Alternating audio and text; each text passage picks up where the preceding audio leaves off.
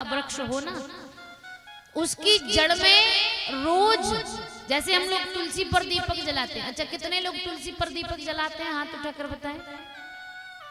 सब जलाते हैं। छत्तीसगढ़ की तो बड़ी अच्छी परंपरा है, प्राय मैं आती रहती हूँ। अभी 3 जनवरी से मेरी मढ़ई में राम कथा थी और वहां पर भी मैं आई, और यहाँ भी आप लोगों के बीच में आना होता ही रहता है। बहुत अच्छी परंपराएं यहाँ पर देखने को मिलती है कि जब कथावाचक कथा कहने के लिए जाते हैं तो ढोल मृदंग से लेकर जाते हैं।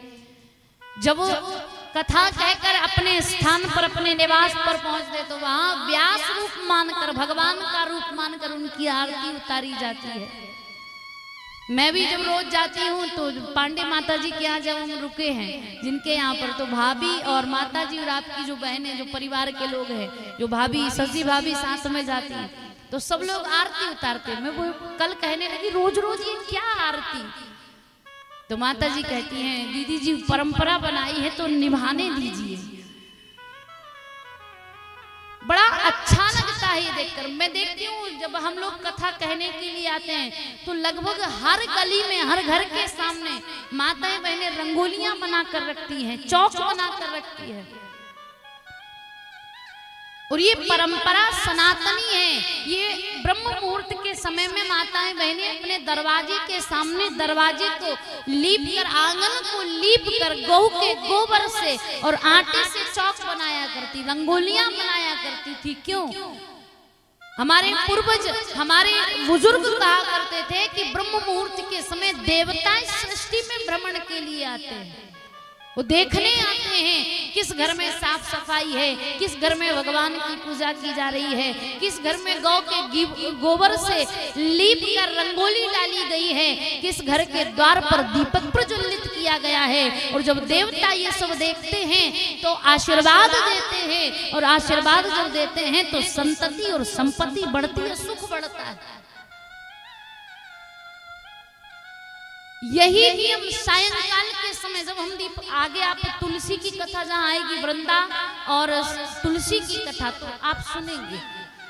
सायंकाल के समय भी कहते हैं जब सूर्यास्त होता है, रात्रि और दिन का जहां मिलन होता है, सूर्य भगवान अस्ताचल को जाते हैं, चंद्र भगवान का उदय होता है, रात्रि का जो समय होता है, जब दोनों बेलाएं मिलती है, उस समय भी देवता, और कई शास्त्रों में कई विद्वानों से, कई संतों से तो ये सुना है कि भगवान शंकर नंदी पर सवार होकर अन्नपूर्णा मां पार्वती को अपने साथ लिए, अपने पुत्र गणेश को गोद में बैठाए हुए और हर घर के सामने भ्रमण करते हैं।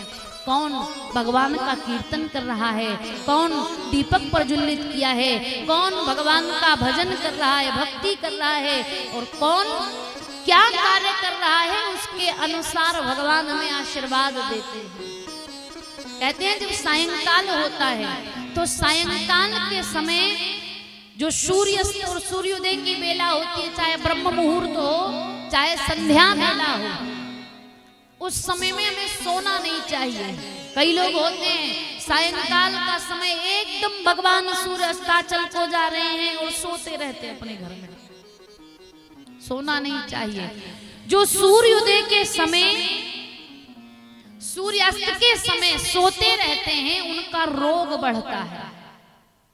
जो लोग बीमार बने रहते हैं ना कि ये बीमारी वो बीमारी, कभी घुटना दुख रहा है, कभी कमर दुख रहा है, तो शुगर, तो बीपी, तो ब्लड प्रेशर, पता नहीं कौन कौन सी बीमारी। सूर्यास्त के समय, सूर्योदय के समय लेटे मत रहिए, सोइए मत।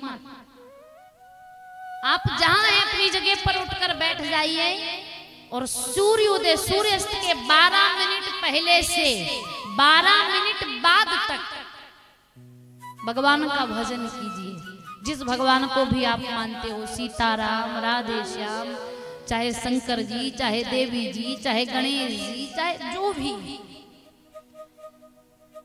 जिस भगवान का नाम, जिसका कीर्तन आपको अच्छा लगे, जो भजन आपको अच्छा लगे वो गाइए, लेकिन 12 मिनट पहले से 12 मिनट बाद तक सोना नहीं है, बैठकर भजन करो। कई लोग सूर्यास्त होता है और सूर्यास्त के समय भोजन करने लगते हैं। वो भोजन जो सूर्यास्त के समय हम भोजन करते हैं, वो भोजन हमारे लिए भोजन नहीं, वो भोजन हमारे लिए जहर का काम करता है।